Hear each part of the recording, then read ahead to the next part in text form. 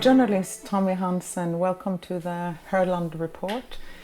You are a Danish journalist, but Berlin-based, and you run the highly recommended news site Free21, and you have, I believe, over 150 writers doing work for you there, and it's an alternative portal that describes and speaks about the driving forces behind all the wars, amongst other things that we see in the Middle East. And we live in a strange time because there's wars and wars everywhere, and in some mysterious way it's all the richest country in Africa, Libya, that's smashed to pieces. It's the rich countries in the Middle East, places like, you know, both Iraq, which was an excellent country before it was smashed, and it's also now what's happening in Syria. We have Afghanistan, we have Kosovo, and it's just such a paradox that all these rich and strong countries have been attacked by the American and the Allied forces. What are the driving forces behind some of this? Surely it's money. The driving forces behind any war today is money. And you must always ask yourself, who is it who actually make the wars? It's not the people. It's never the people wanting war. It's always the politicians. It's always the kings and the people in power wanting more power or whatever. So basically, that's one of the explanations. But we have to look at the history of the United States. War is a big business. War is a very, very big business. And you could say it's so that the people, the families, mostly in the US, who got very, very rich during the Cold War, wouldn't like to lose their fortunes just because the world wants peace. So that's that's where we're at today. We are being driven by forces who are has nothing to do with democracy anymore, who just for wealth wants to make war. The US has been at war 222 years out of 238. Every 4 years there's a war in the US, and that's why. It doesn't go only for the US nowadays. Germany has a war industry. Sweden has a war industry. I don't know about Norway. Yes, Denmark, we have a very big one. Okay, there you see. In every country where there's a war industry, there's also these sought or unsought influence on the politics, because war industry needs war.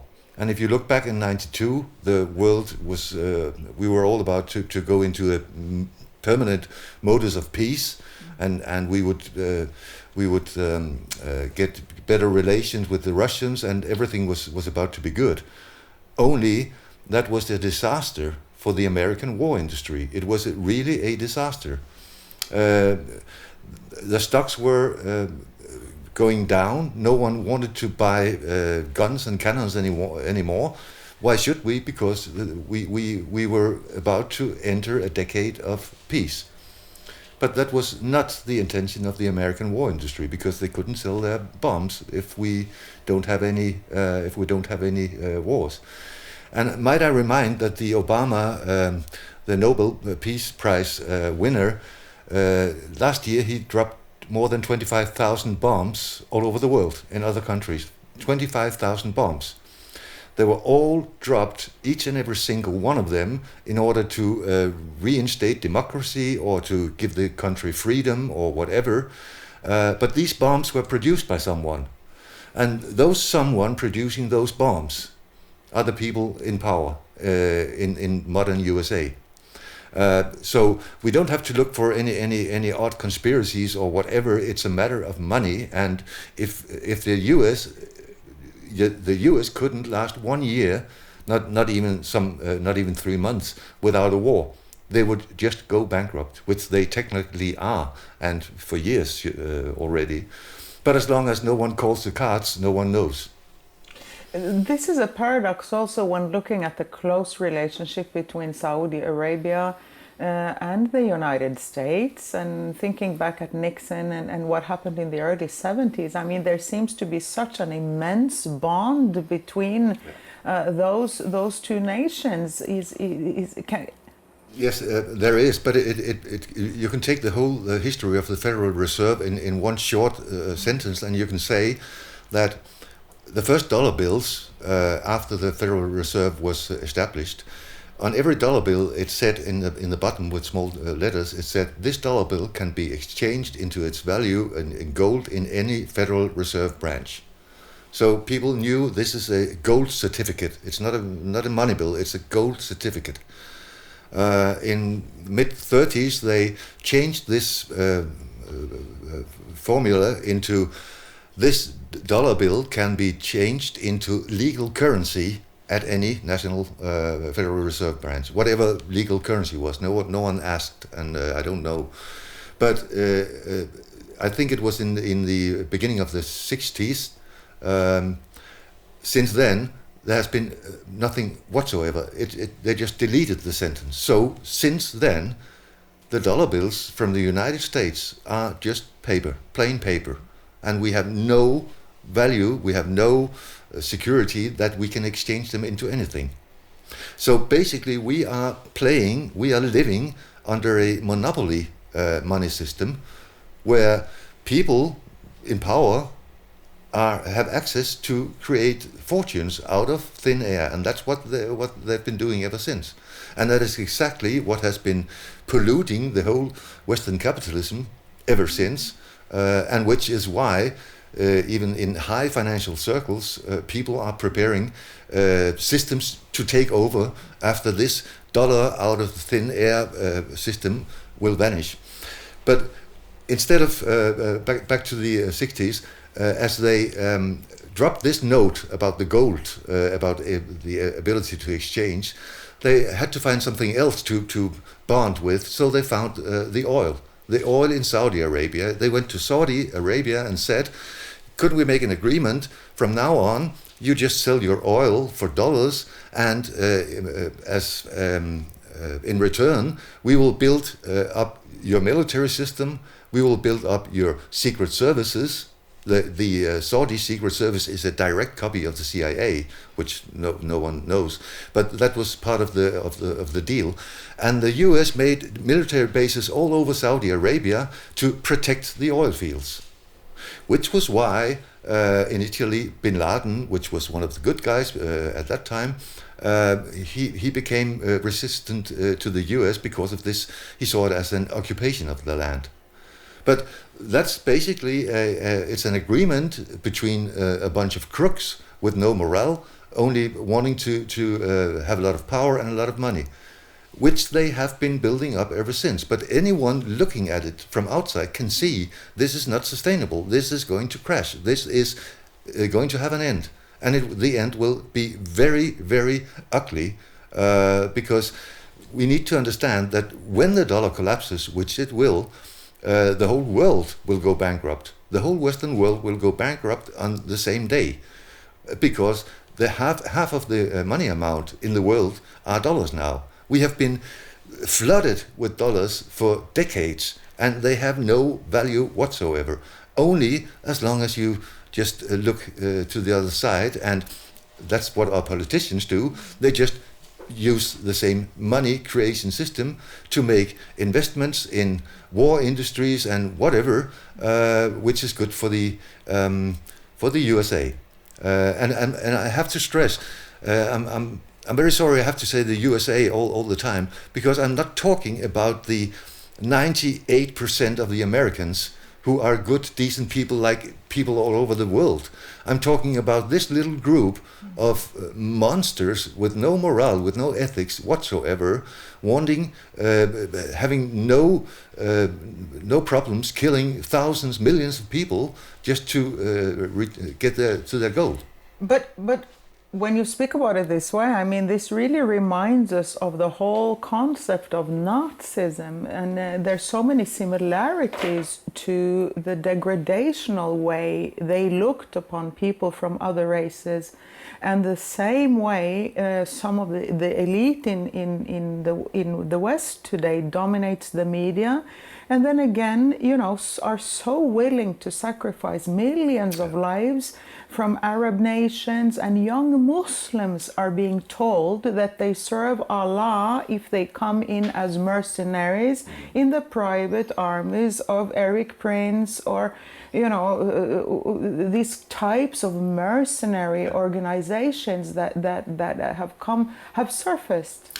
Well, Eugenism, as we know it, was founded in the United States, not in Nazi Germany. It was founded in 1876, I think, in the United States, and it was massively funded by Kellogg's, by JP Morgan, and a couple of other families. And those families are the same families who sponsored and financed the rise of Hitler. Where do we think the money came from to this rebuild of Germany that we saw in the 30s? It came from the United States. So, and even the Prescott Bush, the old Bush, the grandfather of the latest President Bush, was sentenced, and he had a fortune confiscated because he traded with the enemy until 1942 or 3, I think. So these Wall Street people behind the scenes have always been there, and they didn't appear in Germany. Also, they didn't give up when Nazi Germany came to a fall. They just rearranged their forces, which they've been doing ever since. Thousands of Nazis have founded the CIA. Thousands, I don't know about thousands of Nazis have founded the CIA. At least hundreds have founded the NASA, the whole American space program. It's a fact, 1.5 years before the war ended, both Russia and America tried to get as many scientists, as many engineers as they could from Germany, because they were good. They were really good. So then we have, right after the war, 47, we had the foundation of the CIA, the American Intelligence Service. I'd rather call it the Nazi Intelligence Service, because that's what it is. That's what it was. And look at their deeds for the first 20 years. It's obvious. They were Nazis. So this is what we're watching when you're explaining it like that. I mean, it becomes so understandable that the results of the actions of those people and their intentions and desires will move the world in an anti-democratic the way the American system also is now relying on contractors and private contractors is quite interesting to study, and this reflects all over the Middle East, the different groups that are sponsored and the proxy wars and the way they're sponsored, and each of these soldiers, or you may say mercenaries, then get $2,000 or $3,000 a month or more, and how they switch between ISIS and Al-Nusra Front and different groups according to who pays them the most and everything. It's a privatization of the whole thing that disconnects the fighter from the military codex and the military judicial system, and we see nobody coming home in body bags, because a mercenary won't come home in a body bag. No. So this is also dangerous. I mean, we saw the parallels to this in the end times of the Roman Empire as well. The Romans didn't want to send their sons. They wanted to keep them to the orgies and the fun in the Roman Empire in Rome, and they started sending other people's sons to die. So it's just such a bad and foul trend. Well, I don't think that any son of any politician has ever gone to any war. I don't. It may be so, but I sincerely doubt it. I've never met one single person who would like to have a war. I've never understood this thing about borders, because I've always moved around as I please. And for the people living at a border, the people living on the other side, they are just neighbors. They are their neighbors, and they have relations with them, and they know them, and they are not enemies. Only politicians and kings and people in power want make these wars. This is a paradox in the Middle East today as well, where I live and speak to so many from different countries there, Syrians, Libyans, Iraqis, Egyptians. And the strange thing with Syria and Lebanon, for example, they say 20 years ago, 30 years ago, I grew up, I didn't even know whether my neighbor was Shia or Sunni. There were Jews, there were Christian Arabs. I mean, we all played football. You know, we were told to stay away from the Arabs. But apart from that, you know, from Saudi, I mean, the kind of Bedouins, but apart from that, we didn't really know. And it was a peaceful, multicultural, layered, pluralistic society. In Libya, for example, extremely pluralistic society. But then they said that slowly the Wahhabi teachings from the Saudis, because they started financing this, coming into Syria, coming into Saddam Hussein writes about this also in interrogations of Saddam Hussein, interviews taken after he was captured and before he was killed. He said that this influence of the Saudi Wahhabism came in the early 1980s and started influencing and separating Muslims. Which type of Muslim are you? Are you a good Muslim, a bad Muslim? Are you the one that should be killed?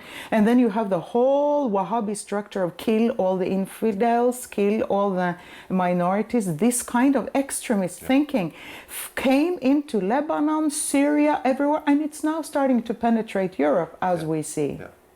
Well, I mean, it's Goebbels said at the Nuremberg trial, he said no normal people want to wage a war, but it's very easy to make them want it. You just have to tell them that they're being attacked and that the attacker is the devil. And then it turns around. An example, in Sweden, we can all remember these events with the so-called Russian submarines that came out of everywhere, and there was a huge search and rescue, and they didn't find anyone, and everyone was scared. Before this started, there was around 70% of the Swedes were pro-Russia. They were positive, had good expectations to relationships with Russia. Then came this campaign with the U-boats, and after it was exactly the opposite, the other way around. 70% were now afraid of the Russians. And who was behind? Well, thanks to a good colleague of mine, Dirk Polman, he has made a very stunning documentary with the name The Reckon Method.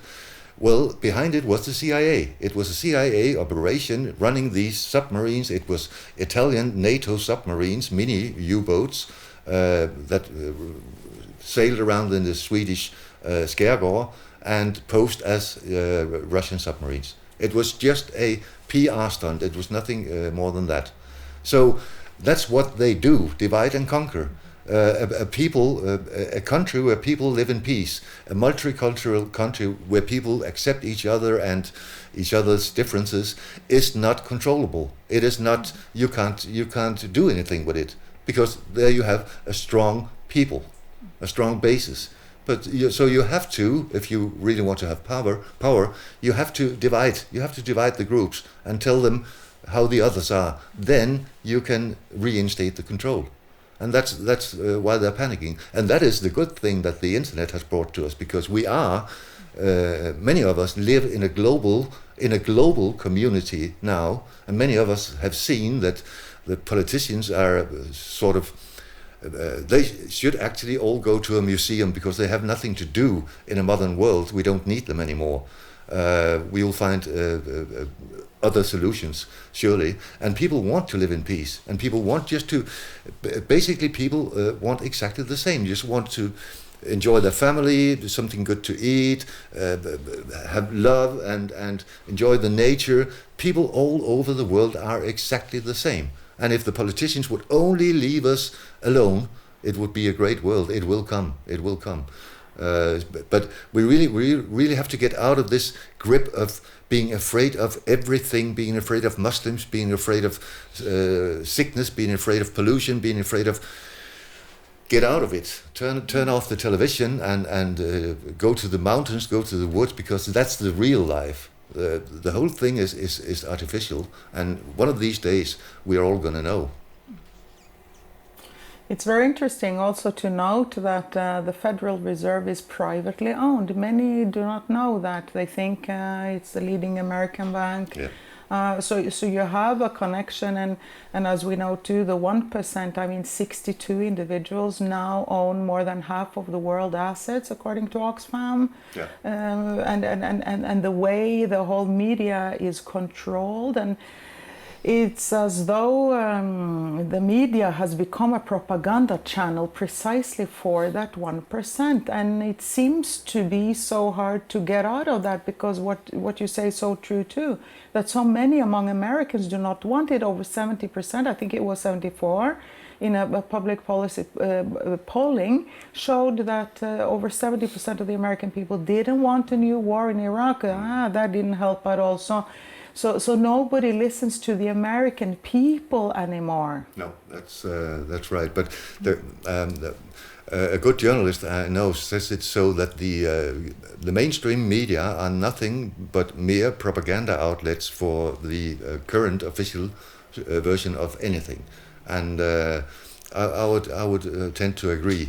At least I do not see any independency in the mainstream media. I do see how all of a sudden, out of the blue, pops out certain discussions in Danish newspapers, in Norwegian newspapers, in German newspapers at the same time. For instance, right after Trump was elected, it became clear, when it became clear that he was going to win, it started simultaneously in all European countries a discussion on the same day that from now on we couldn't rely on NATO anymore, we couldn't rely on Trump, we would have to build up our own defense industry, which we are rolling in doing right now.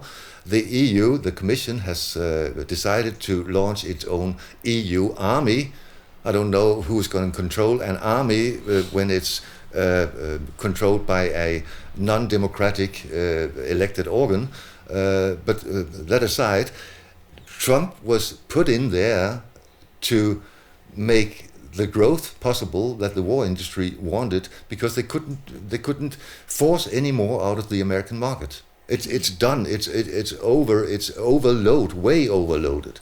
So what would be more genius than to introduce someone in order to make the Europeans want a war industry themselves, which we are doing right now. Is the European refugee crisis just a stepping stone and one of the first signs of civil unrest and consequentially civil wars in Europe? Is that what would you say about that? Those thoughts? Well, you could look at the book from 2009 from George Friedman, The Next 100 Years, is it called? And there you'll see that these these migrations is to be seen as a war instrument. It's well known, has been so for many years, that you plan in the refugees when you plan a war. You plan in the refugees, and you, because a huge load of refugees will weaken any country where they go into. So, and you could read the book Pentagon's New Wars, Pentagon's New Map, I think it's called. Lots of examples. What's new in this situation is that I think it was in August 2015 we had around between 4 and 6 million refugees all gathering in this region, Iraq, Syria, and this whole region.